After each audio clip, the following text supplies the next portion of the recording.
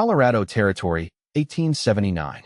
The young widow stood in the cemetery on the outskirts of Silverdale, her black dress stark against the muted earth tones of the landscape.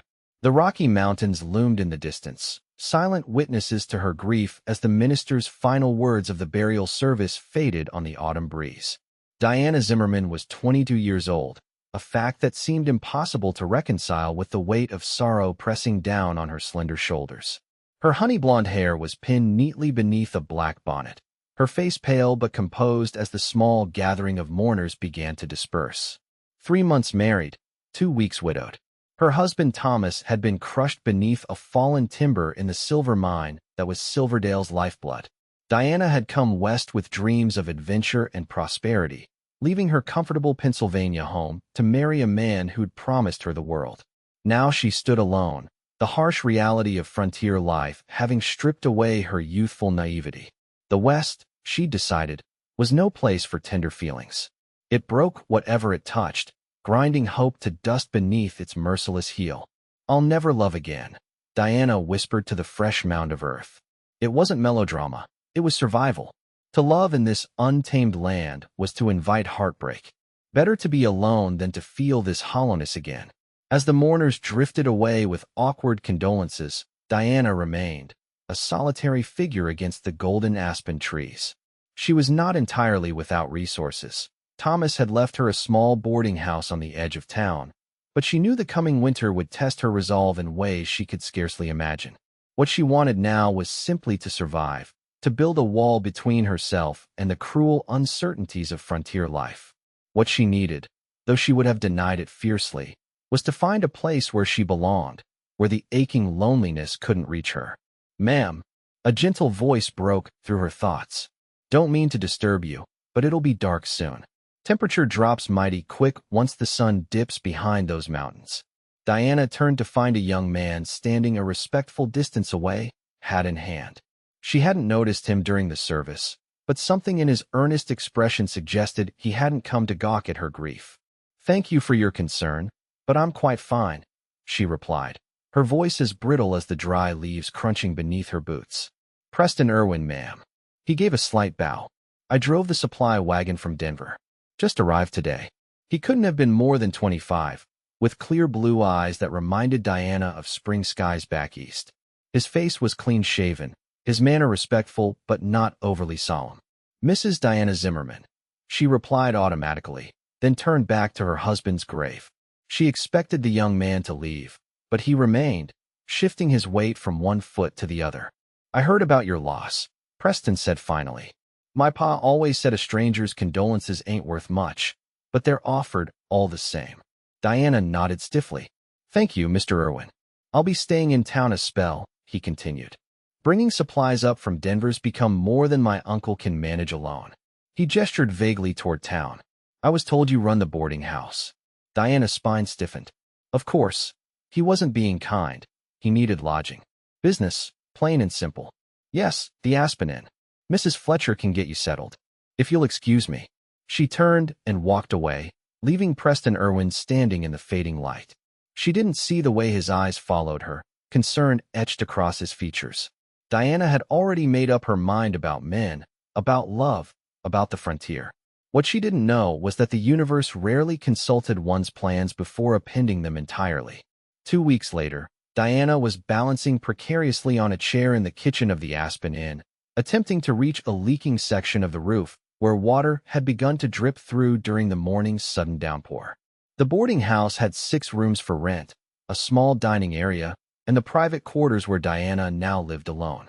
Thomas had always handled the repairs, and she was discovering just how much she didn't know about maintaining a building. "Mrs. Zimmerman, you'll break your neck."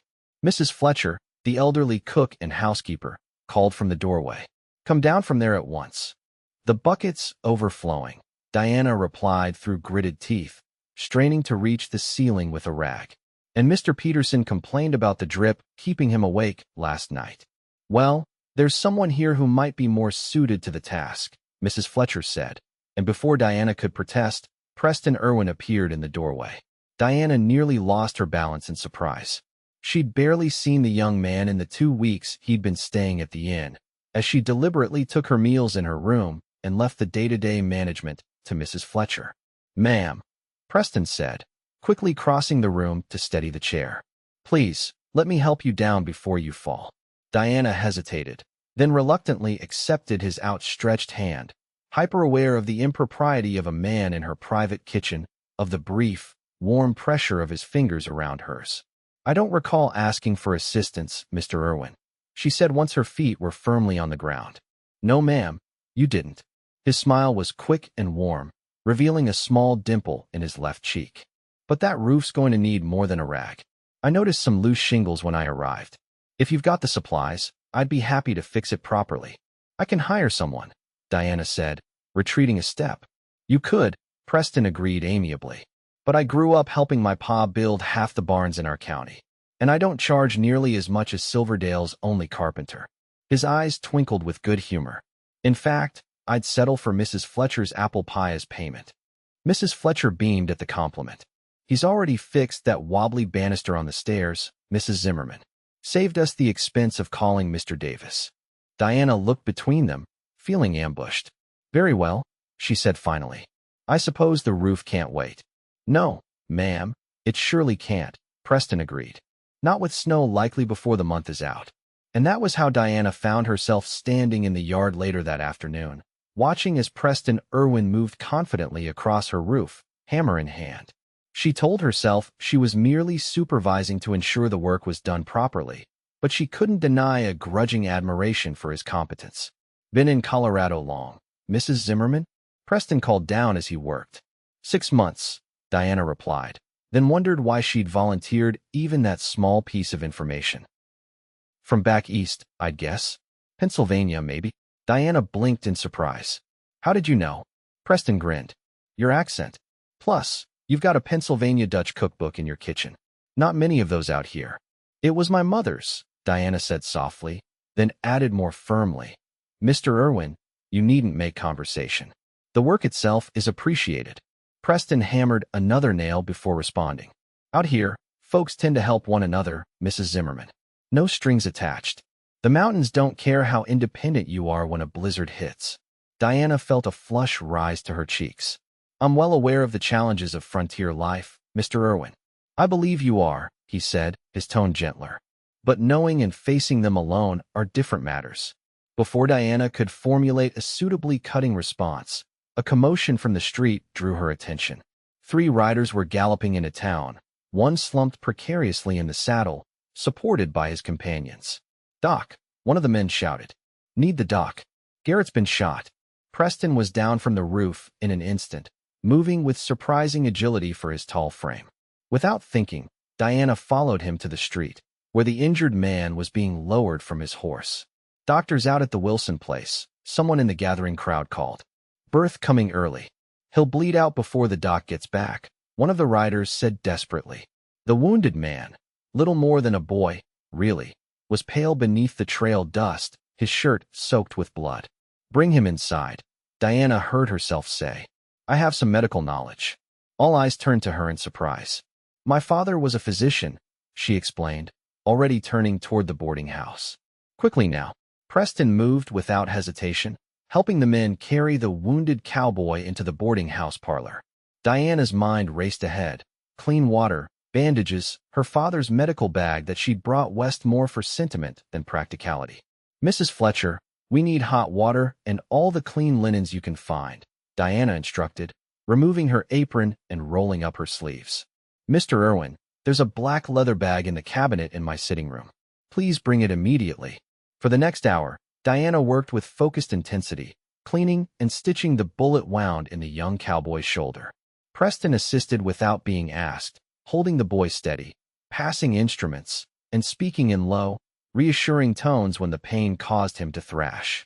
"You've done this before," Preston observed quietly as Diana bandaged the wound. "My father believed women should be educated," Diana replied, her attention still on her patient. "I assisted him often."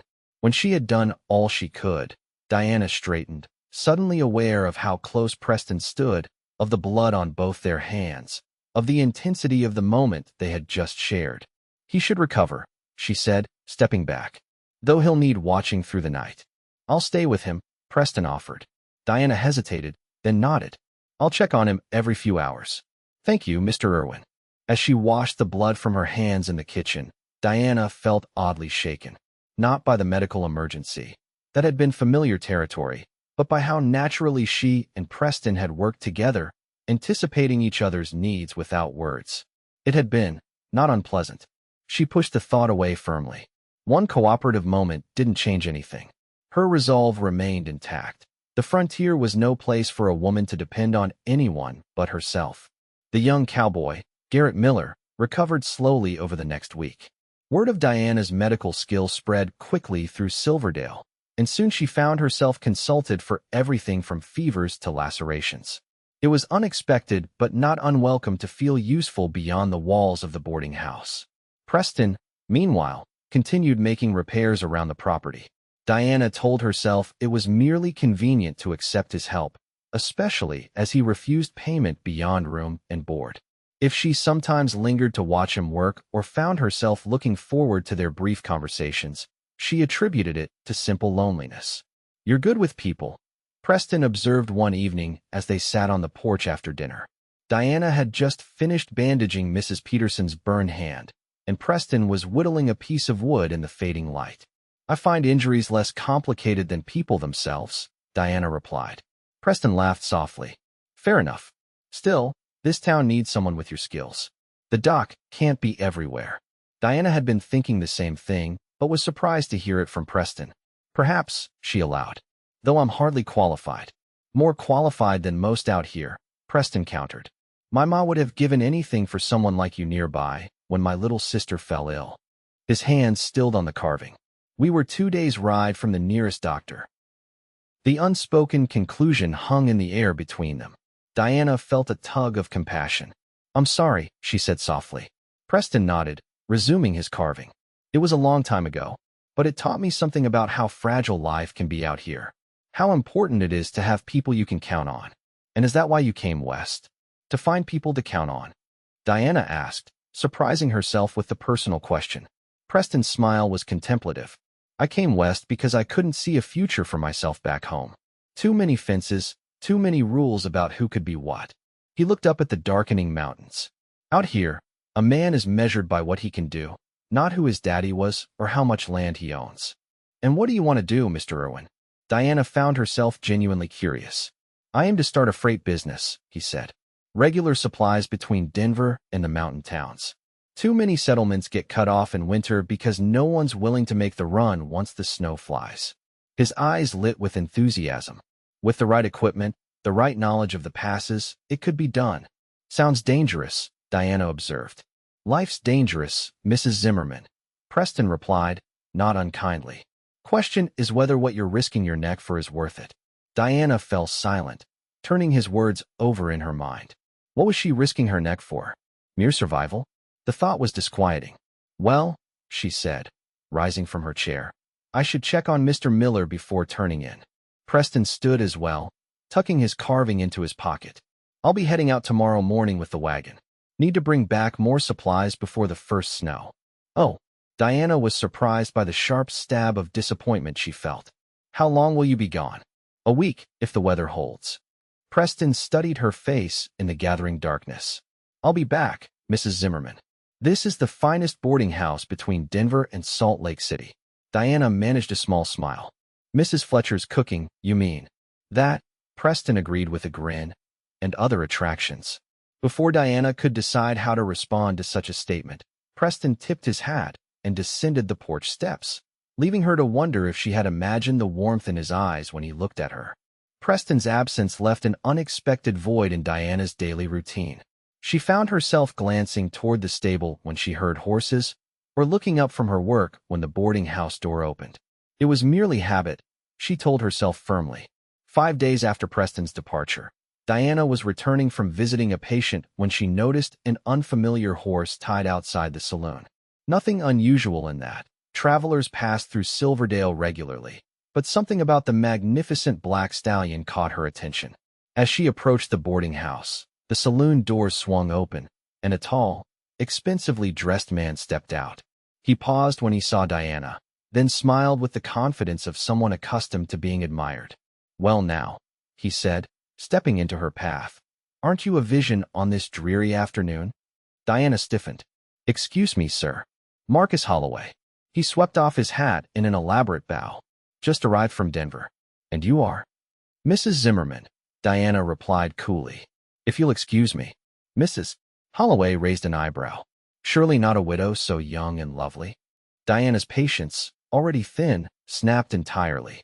My marital status is none of your concern, Mr. Holloway. Good day. She attempted to step around him, but he moved to block her path again. I've offended you, he said, his tone conciliatory though his eyes remained calculating. Please accept my apologies. I'm looking for accommodations in town, actually. I've heard there's a boarding house. Diana reluctantly gestured toward the Aspen Inn. That's my establishment. Mrs. Fletcher can assist you with a room, if one is available. Holloway's smile widened. Excellent. I'm in town on business, looking to invest in some of the local mining operations. Perhaps you could join me for dinner? I'd value a local's perspective on the town's prospects. I don't dine with guests, Mr. Holloway, Diana said firmly. And I know very little about mining. Something flashed in Holloway's eyes. Irritation quickly masked before he nodded. Another time, perhaps. Diana walked briskly past him, unsettled by the encounter. There was something predatory in the man's manner that set her on edge. She had met his type before, wealthy Eastern businessmen who viewed the frontier as ripe for exploitation, and its women as equally available conquests.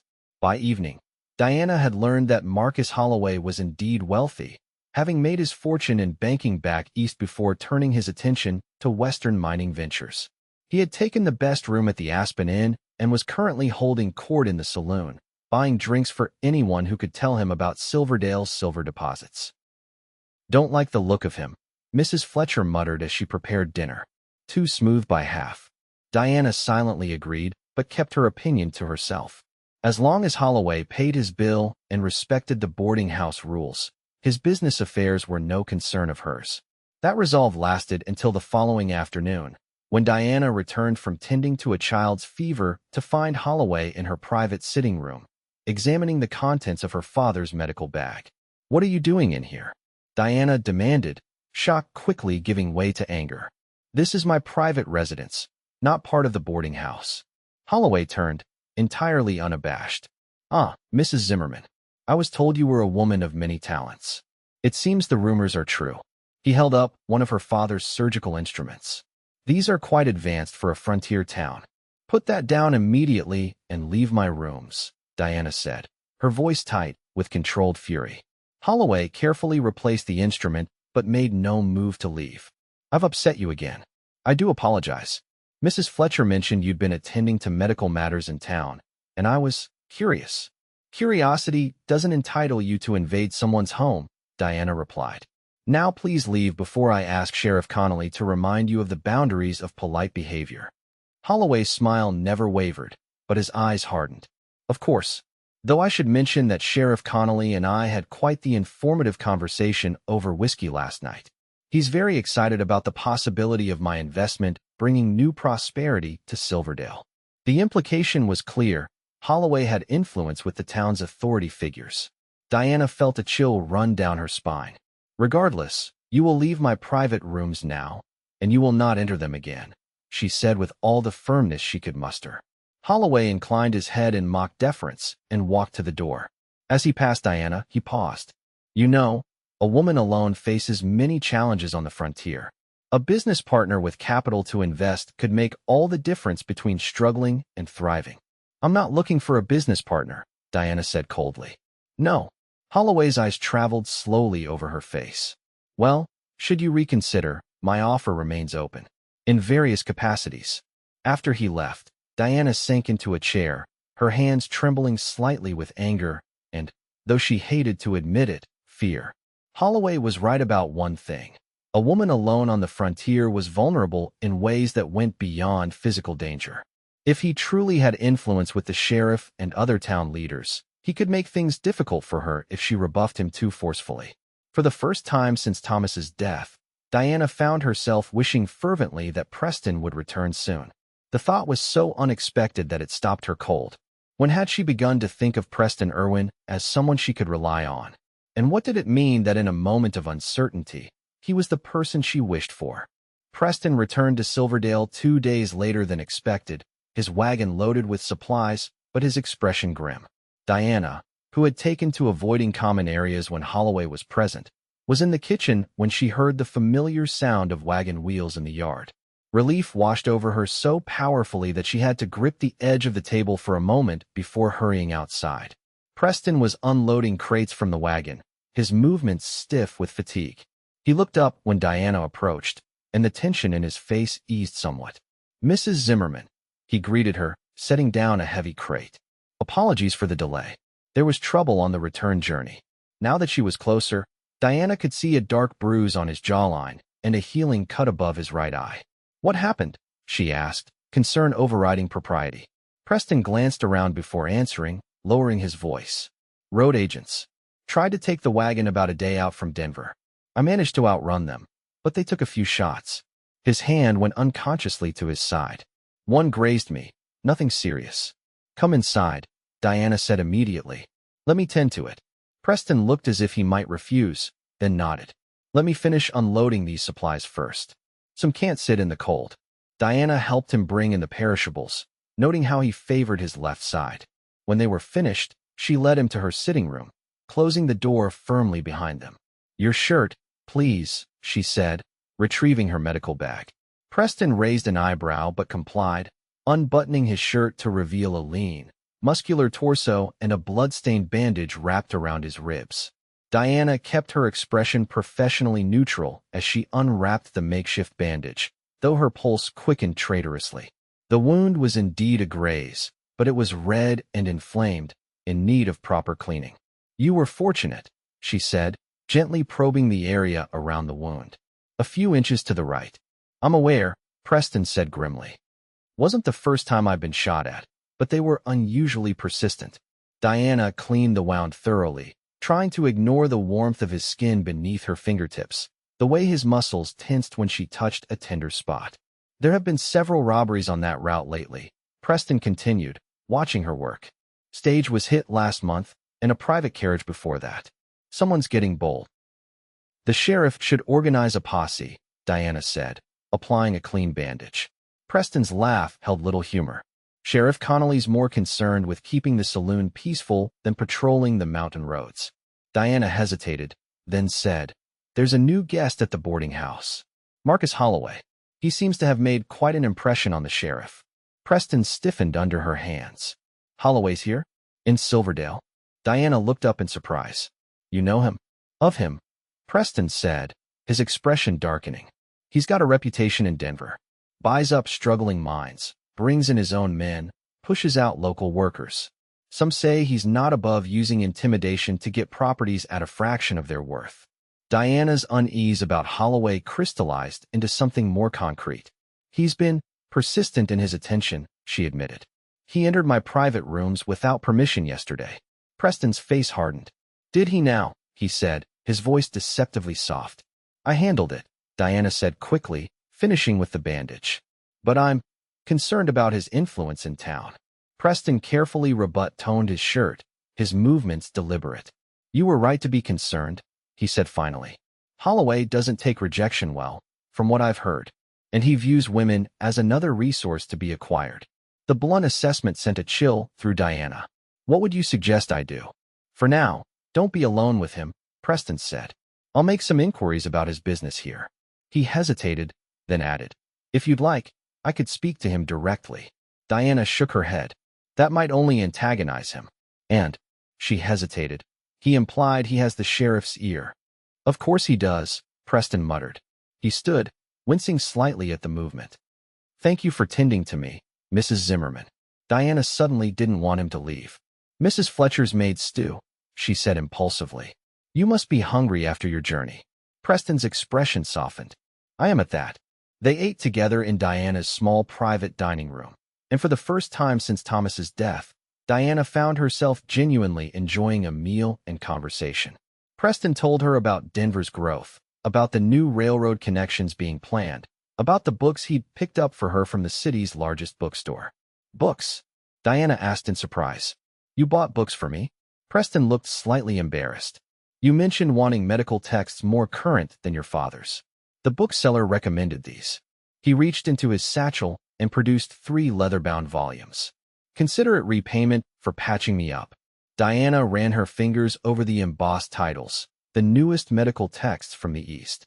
Such books were expensive and difficult to obtain in the West. This is too generous, she said, genuinely touched. Knowledge shouldn't be hoarded, Preston replied simply. Especially not when it can save lives. Diana looked up at him, seeing past his handsome features to the thoughtfulness beneath. Thank you, Preston, she said softly, using his given name for the first time. The smile he gave her in return was worth every impropriety. The next morning, Diana woke to the sound of raised voices in the boarding house yard. She dressed quickly and went to the window to see Preston and Marcus Holloway facing each other in the pale dawn light. Don't take kindly to threats, Irwin, Holloway was saying, his hand resting suggestively near the pistol at his hip. Not a threat, Holloway. Just making sure we understand each other. Preston replied, his stance relaxed but alert. Mrs. Zimmerman is a respected widow, not one of your Denver dance hall girls. Diana hurried downstairs and out the door, alarmed by the escalating tension. Gentlemen, she said sharply, this is a respectable establishment. If you have disagreements, take them elsewhere. Holloway turned to her with a cold smile. Mrs. Zimmerman, good morning. I was just explaining to your handyman that my business propositions are my own affair. Mr. Irwin is a guest here, not an employee, Diana corrected him. And any business propositions should be presented in a professional manner, not by entering private quarters uninvited. Holloway's eyes narrowed. I see you've been discussing me. How flattering. Mr. Holloway, Diana said firmly. I believe we have nothing further to discuss. If you're dissatisfied with your accommodations, Mrs. Fletcher will prepare your bill. For a moment, Holloway looked as if he might argue, but then he laughed, a sound without warmth. Not at all. I find the local color quite educational. His gaze shifted between Diana and Preston. Though I wonder what the good people of Silverdale would think of their widow and her guests spending so much time in private consultation. Diana felt her cheeks flush with anger. Are you threatening my reputation, Mr. Holloway? Merely observing, Holloway replied smoothly. Reputations are fragile things on the frontier, especially for a woman alone. Preston took a step forward, but Diana placed a restraining hand on his arm.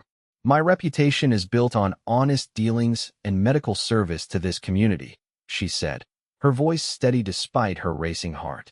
Yours, I understand, is built on rather different foundations. Something dangerous flashed in Holloway's eyes. Careful, Mrs. Zimmerman. Business in the West requires strong partnerships. Those who stand alone often fall. With that, he turned and walked toward the center of town, leaving Diana and Preston in tense silence. I shouldn't have confronted him, Preston said finally. I've only made things worse. Diana shook her head. He would have shown his true nature eventually. She looked up at Preston, her expression resolute. I won't be intimidated in my own home, Mr. Irwin. Preston's admiration was evident in his gaze. No, Mrs. Zimmerman, I don't believe you will. But as they returned to the boarding house, Diana couldn't shake the feeling that Holloway's threats were more than empty words. A man like that, with money and influence, could make life very difficult for a woman with no connections and limited resources. For the next 3 days, Holloway maintained a pointed politeness toward Diana whenever their paths crossed, but she often felt his calculating gaze following her movements. Preston, meanwhile, had taken to accompanying her whenever she went to attend patients in town, citing the need for fresh air while his side healed. Diana knew he was protecting her, and while part of her bristled at the implication she needed protection, a larger part was grateful for his steady presence. On the 4th day after their confrontation with Holloway, Diana and Preston returned from treating a miner's broken arm to find the boarding house in an uproar. Mrs. Fletcher met them at the door, her face pale with distress. It's Sheriff Connolly, she said, wringing her hands in her apron. He's here with papers, saying there's a problem with the property deed. Something about unpaid taxes. Diana felt the blood drain from her face. That's impossible. Thomas paid all the taxes before. She couldn't finish the sentence. Preston's expression darkened. Holloway, he said quietly. In the parlor, Sheriff Connolly stood awkwardly, hat in hand. Marcus Holloway sat in an armchair as if he owned it, a satisfied smile playing at the corners of his mouth. Mrs. Zimmerman, the sheriff began, not quite meeting her eyes. There seems to be a discrepancy with your property taxes. County records show they haven't been paid for the past 2 quarters. That's not possible, Diana said firmly. My husband settled all accounts before his death. I have the receipts in his papers. Well now, that's the problem, Holloway interjected smoothly. The county office had a small fire last month. Several records were damaged. Without your receipts. I'll get them, Diana said, turning toward the stairs. No need for that now, the sheriff said quickly. Mr. Holloway here has kindly offered to cover the outstanding amount. In exchange for a partial ownership interest in the property, Holloway finished, his smile widening. A generous offer, considering the circumstances. Diana felt as if the floor had dropped away beneath her feet. This was theft, plain and simple, wrapped in a veneer of legality. Sheriff, Preston said, his voice controlled but tight with anger. Surely you'll allow Mrs. Zimmerman time to locate her receipts before any hasty decisions are made. The sheriff shifted uncomfortably. Well, now, the county's demanding immediate payment. I'll pay it, Preston said flatly. Whatever the amount is, I'll cover it today. Then Mrs. Zimmerman can sort out the records properly. Holloway's smile faltered. You? A glorified wagon driver. Preston met his gaze steadily. I have resources, Holloway. And unlike you, I don't need to steal from widows to build my fortune. The tension in the room stretched taut as a wire. Finally, Holloway stood, buttoning his expensive coat. Very noble, Irwin. But I wonder if your generosity comes with its own expectations of compensation from the widow. Preston moved so quickly that Diana barely saw it. One moment he was beside her. The next he had Holloway by the collar, lifting the taller man slightly off his feet. Preston, Diana gasped, as the sheriff fumbled for his pistol. Say it again, Preston said, his voice deadly quiet. I want to hear you impugn Mrs. Zimmerman's character one more time. Holloway's face had gone white, his composure cracking. Take your hands off me, you. Enough. Diana's voice cut through the tension like a knife. Sheriff, I will have the receipts for you within the hour. Mr. Holloway, your room is no longer available. Please collect your belongings and leave my property immediately. Preston released Holloway, who straightened his collar with shaking hands. You've made a serious mistake, he said, his voice thick with fury. Both of you. The mistake was mine, Diana replied coolly, in allowing you to stay here in the first place. Now leave. After Holloway had stormed out and the sheriff had awkwardly excused himself, Diana sagged against the parlor doorframe, adrenaline draining away to leave her trembling. Are you all right? Preston asked, concern evident in his face. Diana nodded. I don't understand what just happened. Thomas was meticulous about finances. This isn't about taxes, Preston said grimly. Holloway wants your property. The boarding house sits on one of the access routes to the northeastern mines. If he controls it, he controls who can reach the mines, Diana finished, understanding dawning. But surely the sheriff wouldn't cooperate with such a scheme. Preston's expression was troubled. Money speaks loudly in boomtowns, Diana, and Holloway has plenty of it. Diana was too distracted to note his use of her given name. The receipts should be in Thomas's strongbox, she said, moving toward the stairs. But what if they're not?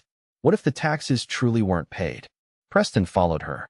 Then I meant what I said. I'll cover the amount. Diana stopped halfway up the stairs, turning to face him. Why would you do that? This isn't your fight. Preston looked up at her, his blue eyes serious in the shadowed stairwell. Because I care what happens to you, he said simply. And because men like Holloway shouldn't win.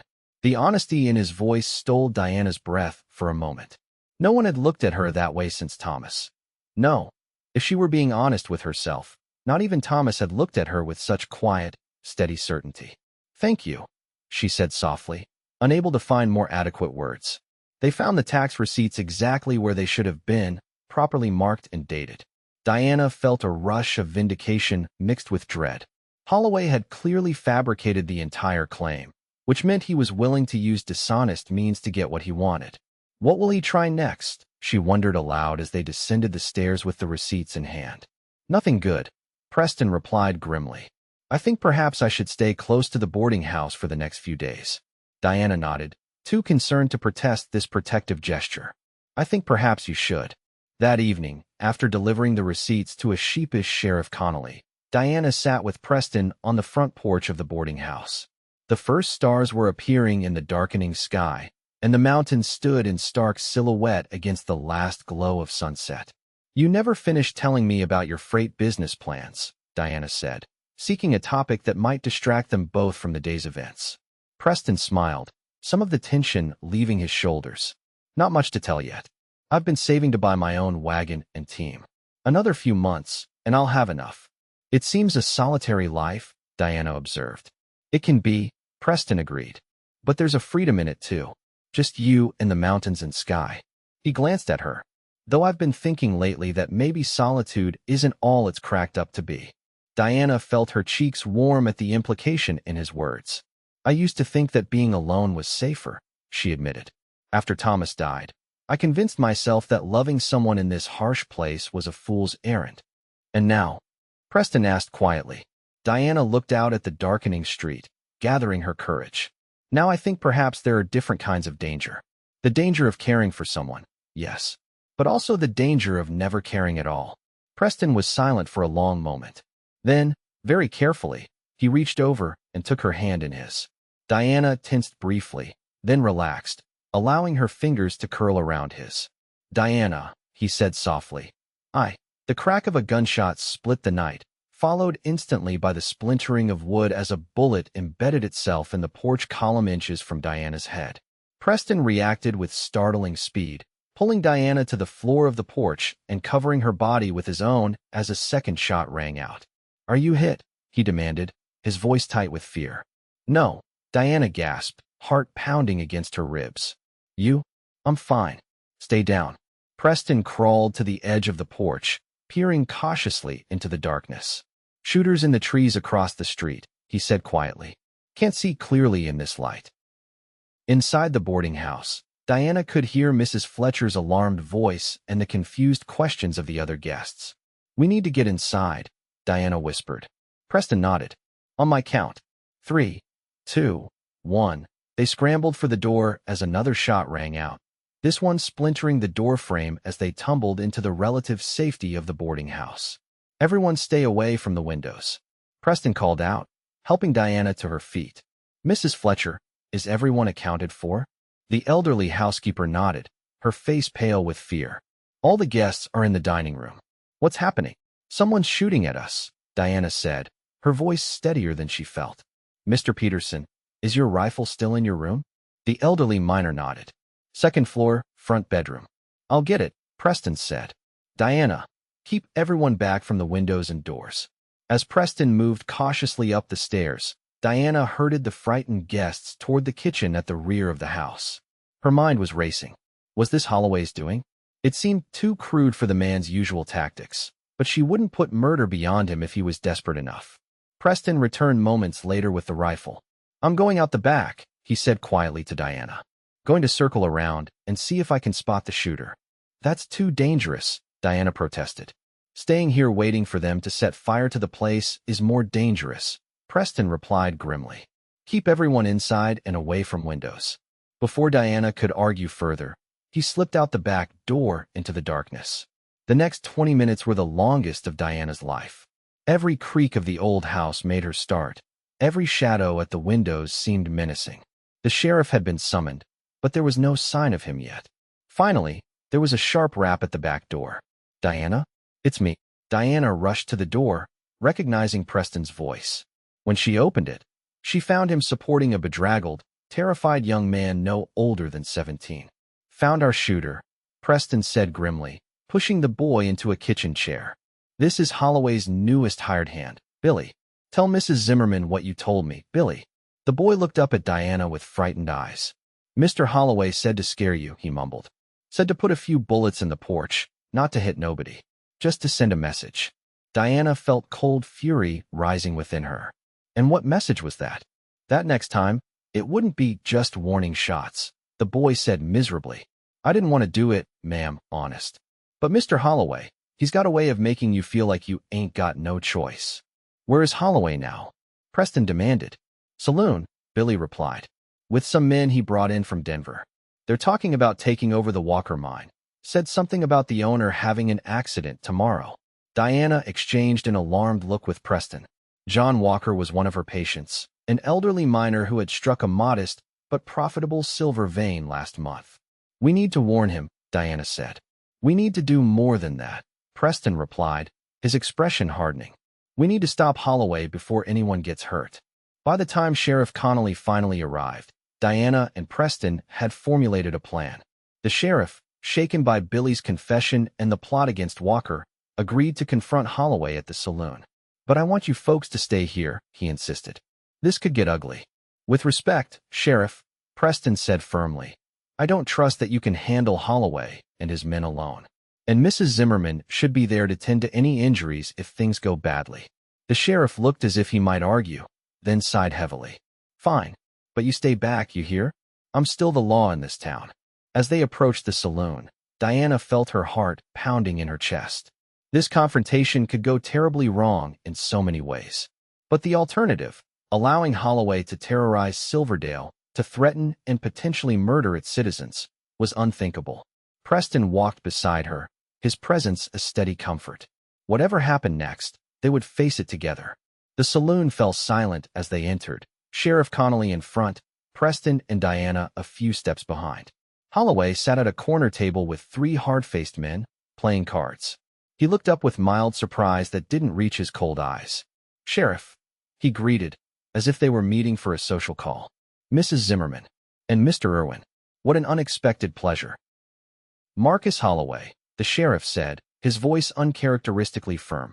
You're under arrest for conspiracy to commit murder and assault with a deadly weapon. A ripple of shock went through the saloon. Holloway's expression didn't change, but his men tensed visibly. That's a serious accusation, Sheriff, Holloway said smoothly. I assume you have evidence. Your hired boy confessed everything, Preston said, stepping forward.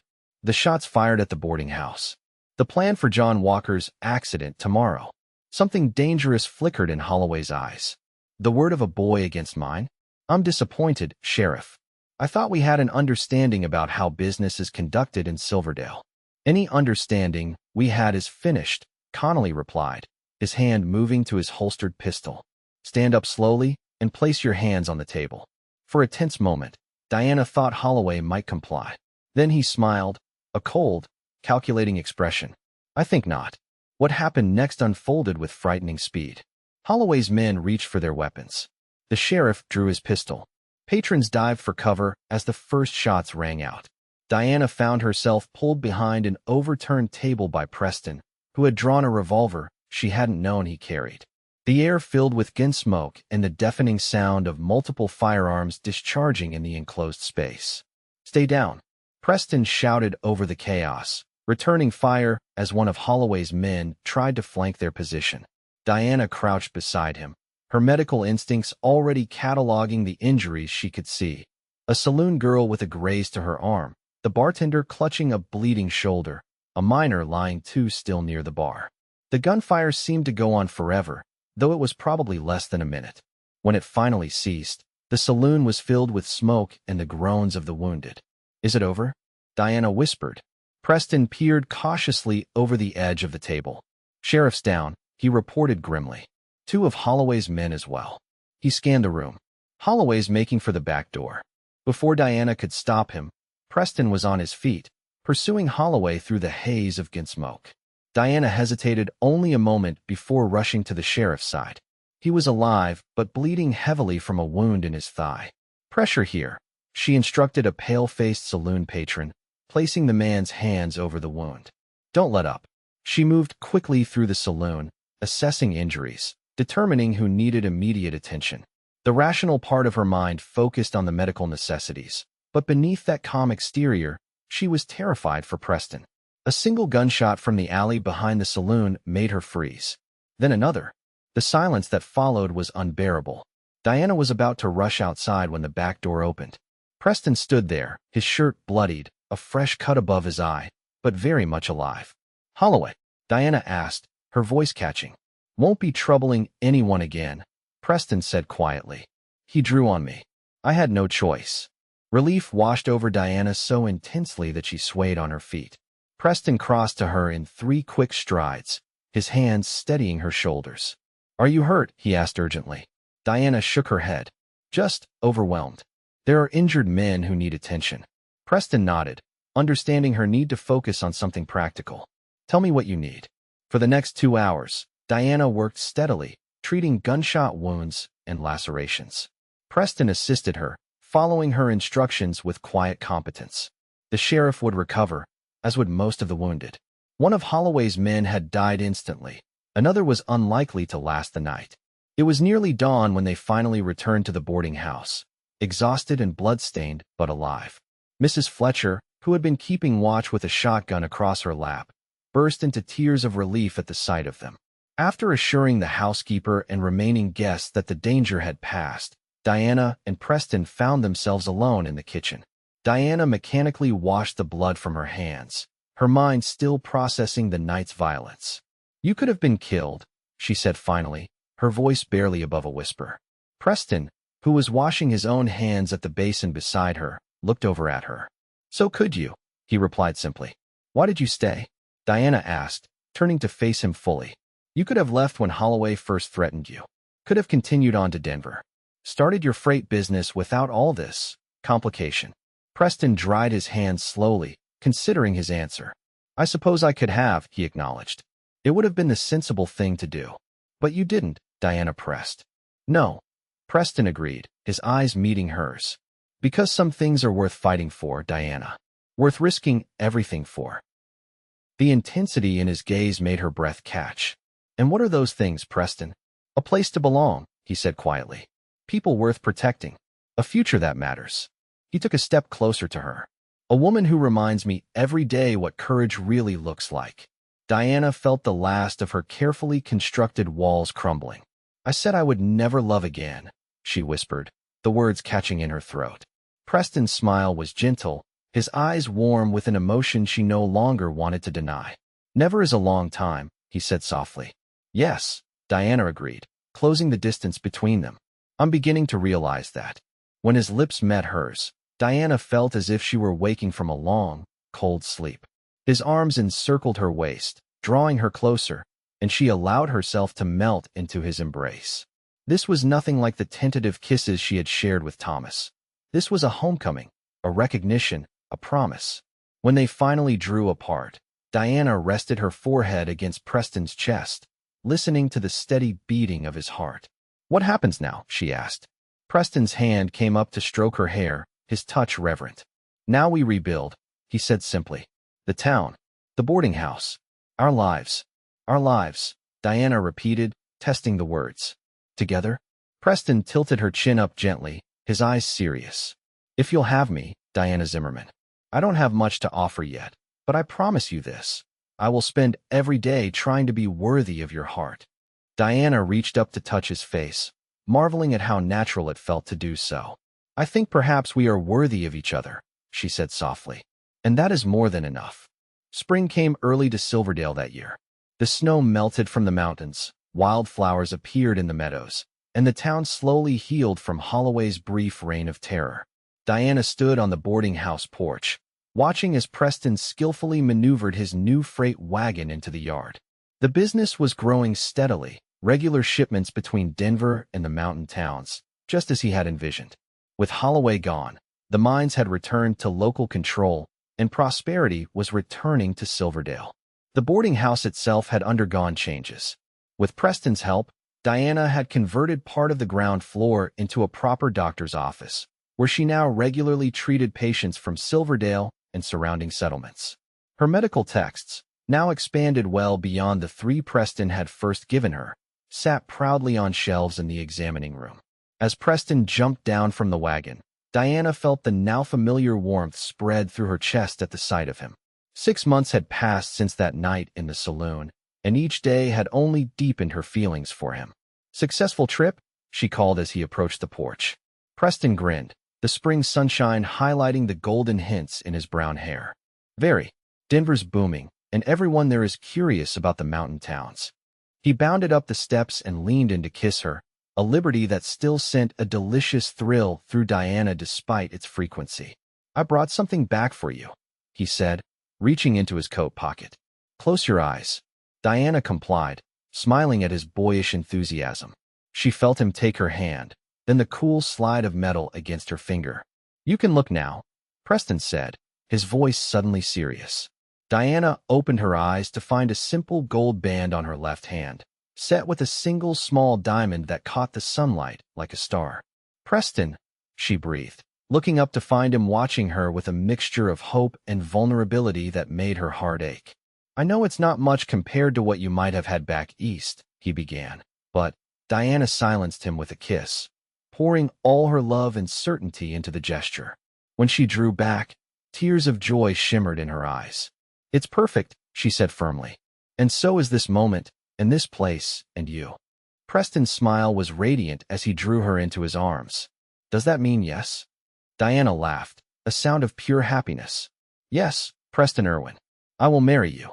As he lifted her off her feet in a jubilant embrace, Diana marveled at the journey that had brought her to this moment.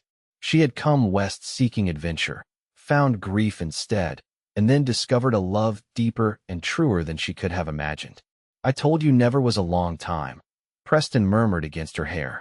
Diana smiled, secure in his arms and in the knowledge that some promises were meant to be broken. "In this case," she replied, "I'm very glad to be proven wrong."